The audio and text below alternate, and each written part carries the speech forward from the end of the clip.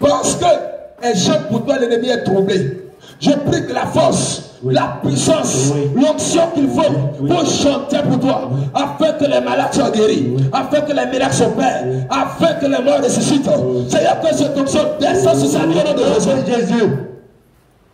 Qu'elle reçoive la force de demeurer ferme et fidèle pour toi. Dans ce que tu lui as confié. Je prie que sa délivrance soit scellée dans le sang de Jésus. À partir de maintenant, inspire-la toujours des belles mélodies que les anges ont fait sortir nouvellement au ciel. Apprends-la ces chansons. Communique-la ces chansons-là.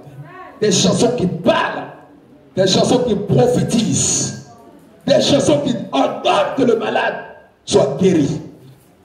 Des chansons qui ouvrent le ciel. Seigneur, mets-les sur sa langue. Touche sa langue. Et communique-la cela maintenant. Père, que ta grâce soit sur sa vie. Et que muraille de feu entoure sa vie et son don de chantre. Et qu'à partir d'aujourd'hui, que ce nom s'enflamme encore. S'enflamme encore. S'enflamme encore. S'enflamme encore. S'enflamme encore. S'enflamme encore. S'enflamme encore. S'enflamme encore. S'enflamme encore. S'enflamme encore. Au nom de Jésus. Merci Seigneur. Merci Seigneur. Pour la vie de ta fille. Alléluia. Au nom de Jésus. Alléluia. Amen. Fin de témoignage. Amen. Amen. On ne va pas finir comme ça. C'est moi qui a fait le journalisme. Je dois donner pour moi avant que ça va finir. Alléluia. Amen. Hein? Il y a encore? Amen. Amen. N'oubliez pas, hein? Dimanche, on va prendre ça. Amen. Ok, je bénis le Seigneur si je tiens à clôturer le témoignage par ce petit mot de témoignage. C'est toujours dans le cadre du message qui est sorti aujourd'hui. Le témoignage est que quand l'homme de Dieu disait que oui, il y a un frère à qui Dieu disait remets-lui telle chose et il a hésité avant de le faire et quand il a fait, le résultat vraiment était extraordinaire. Bien-aimés dans le Seigneur, ces actes que nous posons évangélisent plus. Ces actes-là annoncent plus l'évangile que nos bouches. Quand j'étais dans l'église, dans le nord, il y avait un frère dans l'église. Il venait toujours dans les mêmes habits. Simple comme ça, avec pantalon noir, avec chaussures tapettes. Oh. Je ne le remarquais pas, mais à un moment donné, l'Esprit de Dieu a dirigé mes regards sur lui. Et je le regardais. Ça me faisait mal. Moi-même, je n'avais pas beaucoup. Parce que moi-même, on peut me localiser avec mon seul tenue bomba que je porte pour venir à l'église chaque fois. Donc c'est ça seul que je porte. Donc en fait, ceux qui sont un peu mieux là, j'ai laissé ça dans le sac pour que ça ne se garde pas vite. Donc je porte ça toujours. Et quand je l'ai vu, ça m'a touché. Et le dimanche que le Seigneur a orienté mes pensées vers lui, le dimanche qui a suivi, il n'est pas venu à l'église. Intersemaine, il n'est pas venu à l'église. Je dis, mais le frère là est où? Il est passé par où? Il est où? Je m'inquiétais pour lui. Quand je l'ai absenté, je ne sais pas que j'ai ignoré. Non, ça me touchait le cœur. Et c'est là, le Saint-Esprit me dit, tu sais pourquoi il ne vient plus? J'ai dit non. Il dit, je ne sais pas qu'il a un problème. J'ai dit, c'est quoi? Il dit, parce qu'il n'a pas ce qu'il va porter. Il a eu honte de ce qu'il porte chaque fois pour venir à l'église. J'ai dit, oh, d'accord. Je n'ai rien dit à personne. Je suis allé à la maison. J'ai fouillé mon sac. Tous les habits jolis que je sais, j'étais en train de réserver là, pour les événements chics, pour les événements personnels là. Je suis allé les ramasser. Parce que j'ai un principe, quand je veux donner quelque chose à quelqu'un, le Saint-Esprit me dit toujours, donne ce qui est agréable. Qu'est-ce qu'il me dit? Quand je fais erreur, je vais faire le contraire. Il dit, toi, si quelqu'un veut te donner quelque chose et il te donne quelque chose de cette nature, pourras-tu l'accepter? Donc c'est ce qui est désiré que toi tu ne peux plus porter, que tu vas donner à ton frère. Donc c'est ce qui n'a pas de sens que tu vas donner à ton prochain. Non, donne-lui ce qui a de sens. Et j'ai appris cette leçon une fois de moi dans ma vie. Et quand je vais lui donner, j'étais dans la joie en train de ramasser les meilleurs. Et j'ai ramassé tout ce qui est meilleur. Et j'ai mis ça dans un sachet. Et Dans la même semaine, j'avais cotisé pour acheter une chaussure fermée, père. Parce que j'avais chaussure de baba là, simple, en plastique là, voilà. C'est voilà ce que frère Paul a porté là. Et la peau est déjà enlevée. Et j'ai encore ciré ça. Pour porter encore plastique qui est là encore. Dessin effacé, je porte. Alléluia. Et j'ai fait l'effort cotisé pour acheter une paire, chaussures neuves. Et j'ai dit, au moins je vais changer de style. Et c'est dans la même semaine que je vais aller donner un cadeau à mon frère. Je n'ai pas de paire, lui-même n'a pas. Je n'ai même pas porté. J'ai ramassé. J'ai ajouté ça à ce que j'ai pris. Et j'ai amené ça à l'église. J'ai remis ça à sa soeur. J'ai dit, arrivé à la maison, remets ça à ton grand frère. Et elle a remis ça effectivement au frère. Non. Non, le dimanche qui a suivi, venez voir mon frère.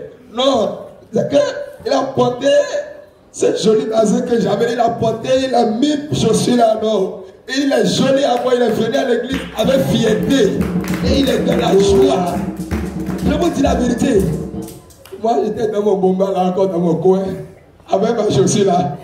Mais quand je l'ai vu entrer dans l'église, je ne sais pas. C'est comme une bombe qui a été lancée, une bombe de joie. Une joie m'a envahi. J'étais content. J'ai dit, oh Seigneur. Et je cherche encore les moyens pour lui donner encore plus. Pour que la joie là augmente encore. Bien aimé, il y a trop de bonheur dans ça. Et quand j'ai fait ça, qu'est-ce qui s'est passé? Les jours qui ont suivi cet événement, je viens seulement, un autre serviteur de Dieu vient avec sachet en main. Et dit, une servante de Dieu a dit de vous remettre ceci. J'ai pris le sachet, arrivé à la maison, c'est paille j'ai trouvé dedans. J'ai trouvé des pailles dedans. Et dans la même semaine, quelqu'un me donne encore l'argent pour coudre encore mon paille. Dans la même semaine, quelqu'un m'envoie crédit 5 000 depuis mon envie. Et puis les choses ont commencé par venir comme ça. J'ai dit, oh, c'est trop doué. Je vais donner encore à qui maintenant, j'y vais. Alléluia. Alléluia. C'est ça. Ça fait que le type n'a plus manqué l'église. Il est devenu fidèle avec Dieu. Ça m'a marqué et j'ai vu l'importance de ce rôle que nous devons jouer dans l'église. C'est ça, c'est très important. Parce que nous ne savons pas ce que chacun vit. Ça fait qu'il est devenu fidèle avec Christ. Lui là maintenant tu vas aller te présenter dans sa maison pour dire, je vais prier pour toi.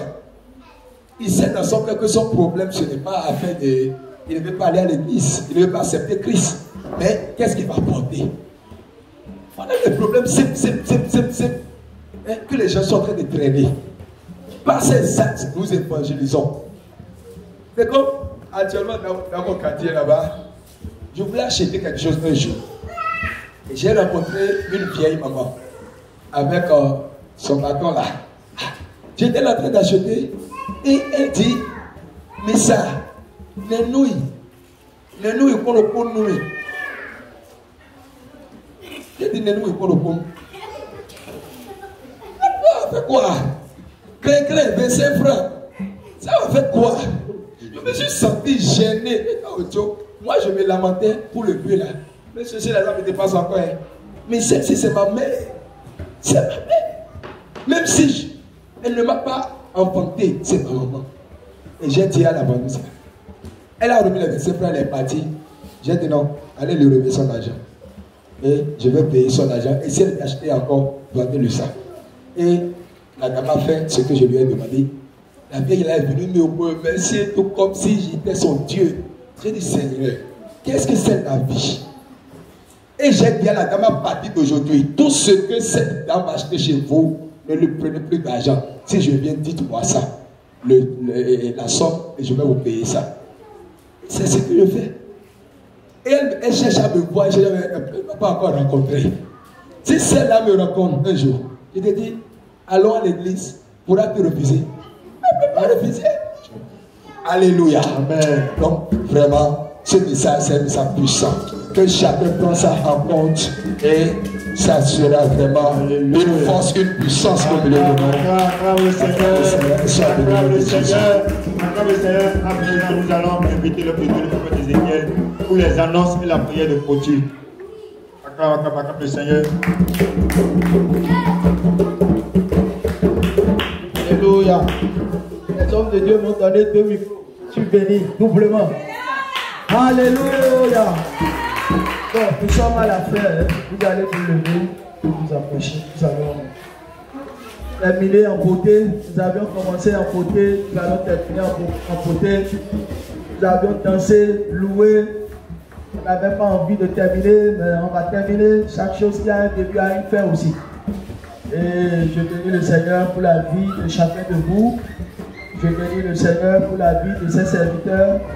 Je bénis le Seigneur pour la vie de ses servantes aussi, de nos chantres et de l'équipe aussi qui joue au tap-tap. Je bénis le Seigneur pour vous. Je bénis le Seigneur pour la vie de tous ces petits enfants que vous voyez là. Ces enfants, vraiment, ils ont du prix aux yeux de l'Éternel. Et je bénis le Seigneur. Alors, le communiqué a passé, vous le savez tous, déjà que nous nous réunissons les dimanches pour le culte. Les dimanches, désormais, le culte commence à partir de 8h30. 8h30. 8h30, chacun s'installe.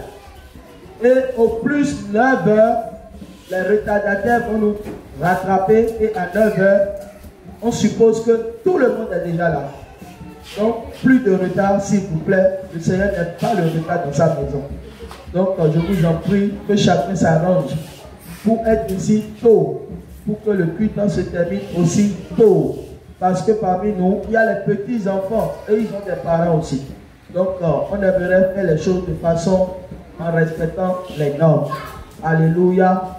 Il y a aussi le tissu pour la fête d'Agapé. Ça, on ne va pas oublier de le dire. La fête ne va pas se passer ici, mais c'est dans une salle de fête à Calavi, à Itchédi. Maintenant, vous les enfants, je vous ai déjà dit, il faut que cette fois-ci, vous informez les parents de vous acheter les tissus pour vous coudre ça. Donc, si vraiment vous voulez venir là, il faut faire tout possible pour avoir le paille. Moi, je vais m'engager pour qu'on puisse vous faire déplacer pour là-bas et vous faire revenir encore. Mais il faut que vos parents puissent vous prendre les tissus. D'accord? Est-ce que chacun a déjà commencé par informer ses parents à la maison? Vous avez commencé? Dites-leur ça. Et s'ils veulent nous contacter, ils n'ont qu'à contacter maman. Anne, elle est là pour vous donner les informations. D'accord? Cette fois-ci, faites un effort. Les parents n'ont qu'à nous aider dans ce sens-là. Ok? Donc, le culte démarre, comme je l'ai dit, à 8h30. Et à 12h30, on devait terminer. Donc, le témoignage a fait qu'on est allé jusqu'à 13h. Donc, prochaine fois, à 12h30, tout est déjà bouclé. Et nous sommes en train de remercier Dieu. Et comme ça, on a fini le culte. Les vendredis, il y a intercession. Nous sommes là pour l'intercession. L'intercession, les vendredis. Donc, il n'y a pas encore un autre programme en dehors de ces 2 jours-là. Mais le centre ici est ouvert permanemment. Si c'est pour rencontrer les hommes de Dieu, vous pouvez passer. Il y a des frères qui dorment ici, qui sont ici régulièrement, qui sont sur le site, que vous pouvez aussi rencontrer. Alors, comme la Bible dit, la fin d'une chose vaut mieux que son commencement. Donc, nous allons nous tenir debout et nous allons prier, prière de fin pour recommander le reste entre les mains du Seigneur. Et vous qui n'aviez pas pu donner vos témoignages, préparez-les pour le dimanche prochain. Vous allez passer pour donner vos témoignages. Il est bon, son amour est infini. Il est bon, son amour est infini. Il est bon, Jésus est bon. Il est bon, son amour est infini. Seigneur Jésus, tu es bon. Divin Père de gloire, tu es bon. Admirable conseiller, tu es bon. Toi le juste, tu es bon. Toi le fidèle, tu es bon. Toi le souverain sacrificateur, tu es bon. Toi le parfait, tu es bon. Toi le chemin, la vérité, la vie, tu es bon. Il n'y a plus personne qui soit bon comme toi. Éternel, nous te rendons gloire, nous te rendons honneur. Le culte d'aujourd'hui a été fait en ton nom. Et tout un chacun de nous s'est donné selon nos capacités. Seigneur, je te prie de bénir la vie de tout un chacun ici présent. Que nos vies soient remplies de bénédictions au nom de Jésus. Je prie que ta main puissante soit étendue, Seigneur, sur chacun de nous ici présent. Que ta main soit étendue sur nos vies. Que ta main soit étendue sur cette maison. Afin que rien ne nous arrive en mal. Tout projet de malheur contre nous soit nul et sans effet.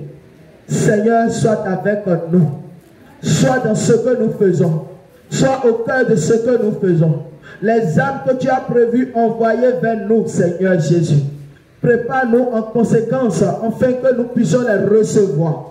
Éternel, mon Dieu, mon roi, toi qui as commencé avec nous, achève encore avec nous. Seigneur, permets que chacun de nous, Seigneur, puisse avoir encore l'expérience avec toi, pour mieux s'attacher à toi, afin de mieux te servir.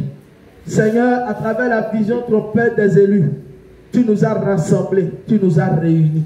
Et tu nous appelles chacun à œuvrer, à occuper un poste. Seigneur, je prie que tu soutiennes chacun de nous, afin que le poste dans lequel tu as établi chacun puisse être à son poste, puisse rendre son poste tel que tu la veux, tel que tu le veux, tel que tu le désires, Seigneur. Que rien ne soit obstacle ou barrière. Tous les esprits d'opposition qui vont se soulever pour s'attaquer à nous, qu'ils soient vaincus, voués à l'échec au nom de Jésus. Éternel, la vision trompette des élus, nous le plongeons encore dans ton sang. Et nous prions que tu sécurises cette vision, afin que tout esprit dévorant ou tout esprit dévorateur ne vienne pas dévorer au milieu de nous, Seigneur Jésus. Je prie que tout plan de l'ennemi qui vise à saboter cette œuvre soit nul et sans effet. Éternel, tu as dit qu'ils feront des projets, mais cela ne vient pas de toi. Que tous leurs projets soient anéantis au nom puissant de Jésus. Ici, en cet lieu, dans cette maison, nous t'avions invoqué et tu nous as entendus. Éternel, mon Dieu, toi qui as répondu à nos cris, à nos prières, Seigneur. Éternel, mon Dieu, je te prie de restaurer la vie de chacun de nous. Et que tout ce que nous t'avions demandé dans nos prières soit exaucé, soit accompli, Seigneur. Éternel, veille sur nous, garde-nous encore. Si ton retour tarde, permets-nous encore de nous réunir encore et encore. Permets-nous de nous préparer en conséquence, Seigneur, avant que tu ne viennes nous chercher. Éternel, permets-nous encore d'aller pour moissonner dans ton champ, car tu dis, la moisson est grande, il y a peu d'ouvriers. Le peu que nous constituons ici, Seigneur, rends-nous efficaces pour ton œuvre. Rends-nous efficaces pour ton œuvre. Rends tes chantres efficaces pour ton œuvre. Rends tes serviteurs efficaces pour ton œuvre. Rends les intercesseurs efficaces pour ton œuvre. Rends les enfants efficaces pour ton œuvre. Seigneur, je prie que ta bénédiction nous accompagne et que la paix soit dans la vie de chacun de nous. Et que ton amour règne sur chacun de nous. Que ton amour inonde nos cœurs, que ton amour resplendisse nos vies et que toi seul tu sois au cœur de tout ce que nous allons faire pour toujours. Au nom de Jésus-Christ, nous avons prié. Amen. Alléluia. Ah, ok. Je priais ceux qui travaillent ici avec nous et tout ce qui est appelé à faire quelque chose ici là. Vous allez attendre, on va tenir une réunion tout à l'heure. Ça ne va pas prendre trop de temps avant qu'on ne se sépare. On va faire une réunion ensemble tout à l'heure. Avant qu'on ne se sépare.